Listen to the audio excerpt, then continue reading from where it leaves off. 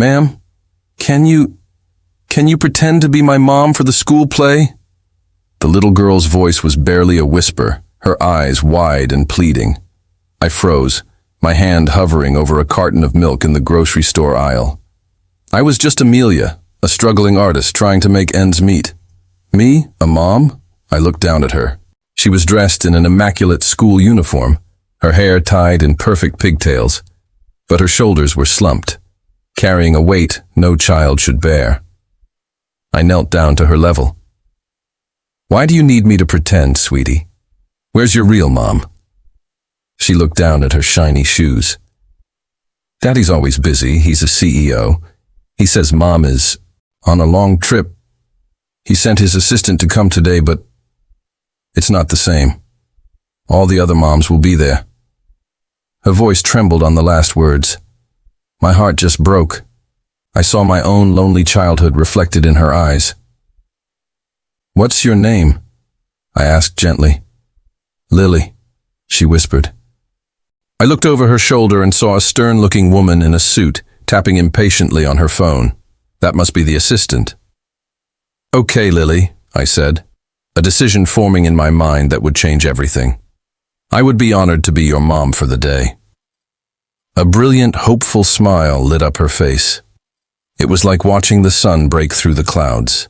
I gave the assistant a determined look and said, I'm a family friend. I'll take her. The assistant, surprised but clearly relieved to be free of her duty, simply nodded and left. Just like that, I was holding the hand of a little girl I'd just met, walking towards her school, my grocery plans completely forgotten. The school auditorium was buzzing with excited parents and kids. Lily squeezed my hand tightly as we found our seats. She pointed to the stage. I'm a sunflower, she said proudly. We have to sing a song. Throughout the pre-show chaos, she kept glancing at me, a shy, happy smile on her face every time our eyes met. It was a simple thing, just being there, but to her it seemed to mean the world. When her class was called, she gave my hand one last squeeze. Wish me luck, Mom, she whispered, and my heart did a little flip. The play began. The stage was filled with little kids dressed as flowers, trees, and animals, and there, in the middle of a row of bobbing sunflowers, was Lily. She sang her little heart out, her eyes scanning the audience. When she found me, she beamed, waving a little green-gloved hand. I waved back, my face aching from smiling. I wasn't just watching a school play. I was watching this little girl feel seen and cherished, maybe for the first time in a long time. I felt a fierce wave of protectiveness wash over me. After the show, we were surrounded by a sea of real mothers hugging their children. Lily ran straight into my arms, burying her face in my coat. You were the best sunflower I've ever seen, I told her, my voice thick with emotion. We celebrated with ice cream, our table filled with her cheerful chatter about school, her friends, and her favorite colors. It was the most normal, most wonderful afternoon. For a few hours, we weren't a stranger and a lonely little girl. We were just a mom and her daughter sharing a happy moment. But the fairy tale had to end. As dusk settled, I walked her back to the address she gave me, a towering modern mansion that looked more like a corporate office than a home. The door was opened by a man in a sharp suit, his face etched with worry. Lily, where have you been? Ms. Davison said you left with a stranger. He knelt down, checking her over. This had to be her father, the CEO. Daddy, this is Amelia. She was my mom today. She saw me be a sunflower, Lily exclaimed, her face glowing.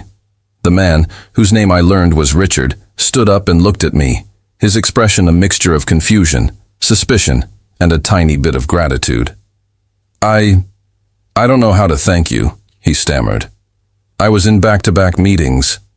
I'm so sorry. The apology seemed to hang in the air, meant for both me and his daughter. Over the next few weeks, something unexpected happened. Richard started calling.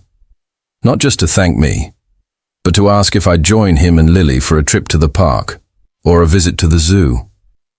Slowly, I became a regular fixture in their lives. I wasn't pretending to be Lily's mom anymore. I was just Amelia. I taught Lily how to paint, getting her pristine clothes messy with bright colors. I watched as Richard started leaving work earlier, his phone gradually staying in his pocket when he was with his daughter.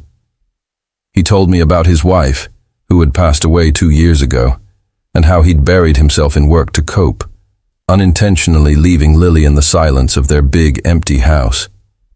He was trying to learn how to be a father again, and he was letting me help.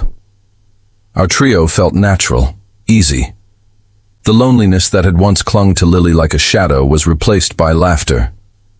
The cold mansion started to feel like a home, filled with the smell of my baking and the sight of Lily's paintings taped to the fridge. One evening, as we were tucking Lily into bed, she looked at Richard and then at me. "Can Amelia stay forever?" she asked. "I like our family now." Richard looked at me, his eyes full of a question I was suddenly desperate to answer. In that quiet room, surrounded by the warmth we had built together, we weren't a CEO, an artist, and a lonely little girl anymore. We were on the verge of becoming a real family, all because of a whispered question in a grocery store aisle. And I knew, with every fiber of my being, that my answer was yes. Yes, I would stay forever. Thank you so much for watching our story today.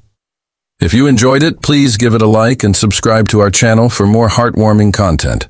We'll see you in the next one.